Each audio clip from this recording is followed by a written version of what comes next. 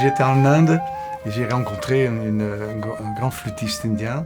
Je lui montre ma flûte et sa réaction était « Why all these keys ?»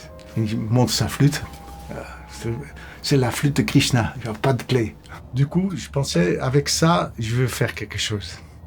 Je vais faire une flûte bande-souris, mais qui joue dans toutes les tonalités. Je me suis mis à réfléchir et j'ai fait un dessin pour donner aux flûtistes des choses possibles qui, avec des clés, sont impossibles. Par exemple, les glissandos sont très difficiles pour des instruments à clé, parce qu'une clé est ouverte ou fermée, mais entre les deux, c'est très difficile à gérer. Tandis que s'il n'y a pas de clé, ça devient beaucoup plus facile. Alors, je peux jouer, ça, c'est une flûte indienne, une bande-souris.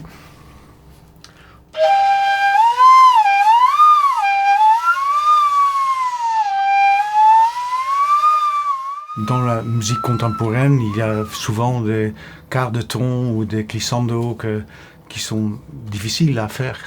Mais ça devrait être beaucoup plus facile s'il n'y a pas les clés.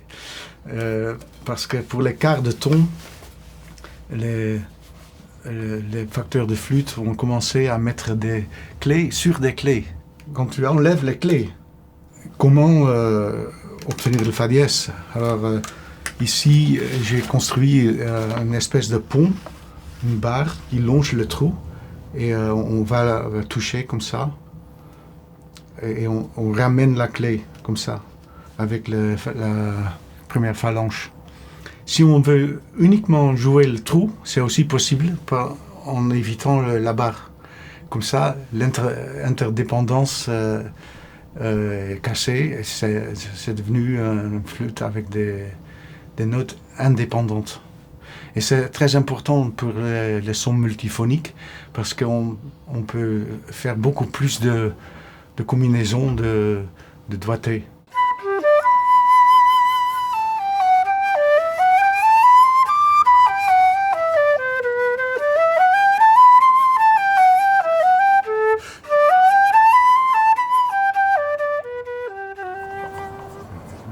So you start with the A hole. Yeah.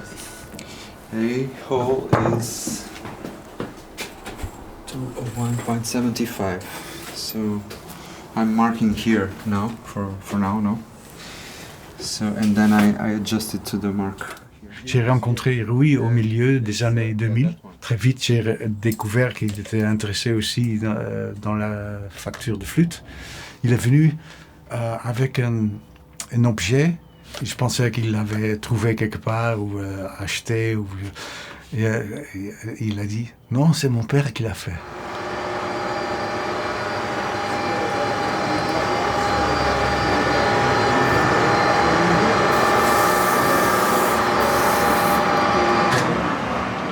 Comme ça, je suis allé le voir et on très vite décidé de faire quelque chose ensemble. So the main line, we do it the other way, no? The writing is To avoid the crack. Yeah. Each flute starts with a piece like this, and then we need to go through many steps where we drill, we prepare it like a shape, so that it can go to this big machine, the lathe.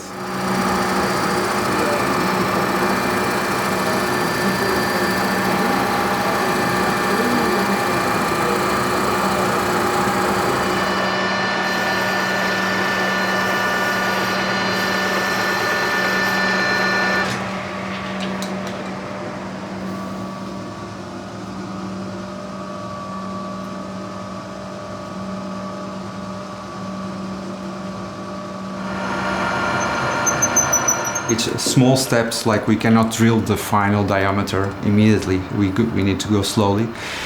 So that finally we have a pipe.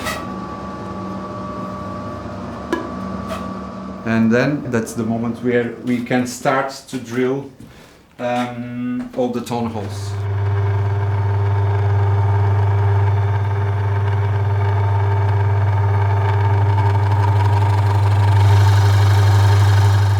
And we have a gouge with the tone holes.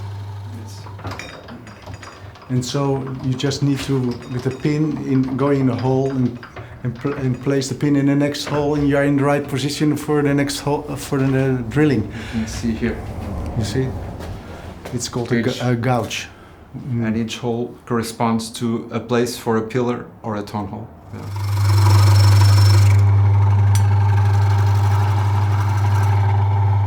We decided to make the pillars directly going into the wood, which is much lighter, and so the wood is also more free to vibrate.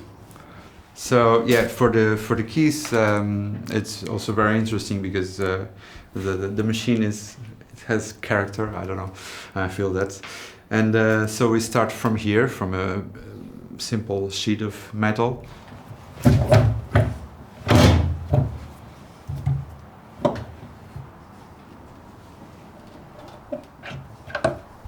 We spend a lot of time making the tools. Yes, it's very important. You cannot go somewhere else.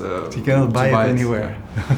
So yeah, in order to get the right measurements, it gives also the personality of the flute, because you have your design and nobody else has such a shape that gives personality to the instrument. Yeah. Mm-hmm. The 3D printing was a good way to go.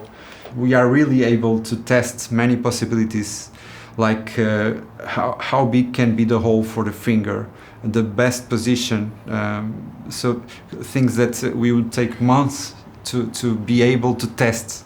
It's fundamental to be sure about the new scale, because we are just changing. We cannot copy from another flute. You can show if it's wrong or good. Basically it's to be green.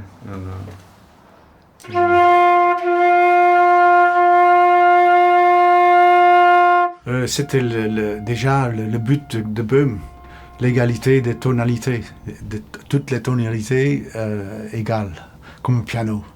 Et il a très bien réussi, sauf que ça donne beaucoup de machinerie. Et en enlevant des clés, je veux rendre une autre sensation au flûtiste, une autre connexion avec l'instrument.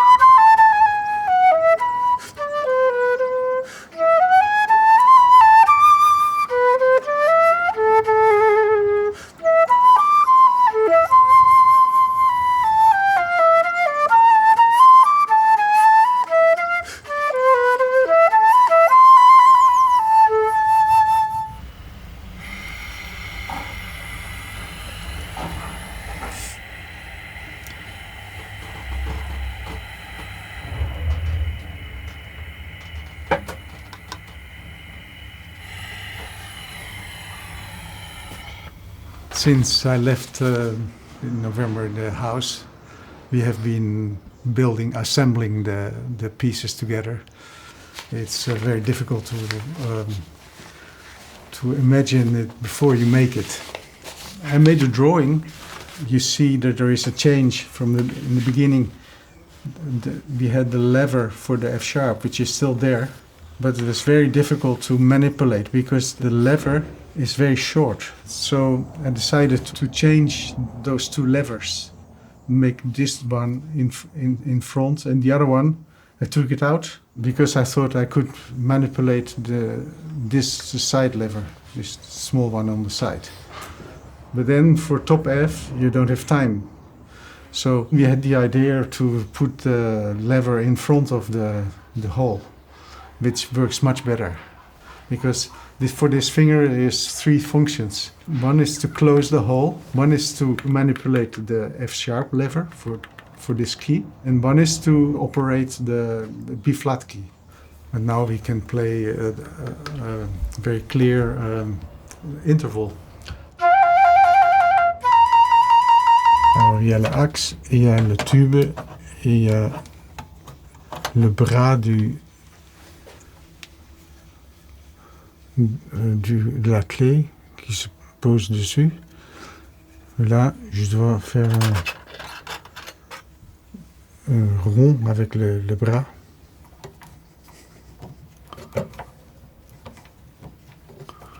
Voilà. But the rest is pretty much the same as we had in mind. Yes. And so I can say, from my point of view, that we succeeded in realizing the plan.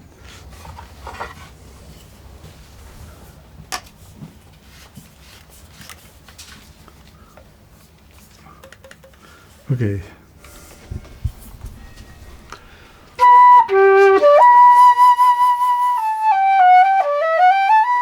Now it really needs time to learn how to play that instrument, because it seems like a normal flute, but it's very scary. First of all, because the inversion of the movement of the small finger. So it's almost like a homage à Monsieur Böhm. His invention was this way, and it has been compromised. And I feel that my responsibility as a flute teacher is to say to people, now it's compromised. And why? Because of people's habits, and they didn't want to give up their habits. And some people say, no, but this way is too difficult or impossible. But no, it's more easy if you learn it this way. So my biggest regret as a flutist is that I didn't learn this way right away, because the fingers go in one line, so chromatically.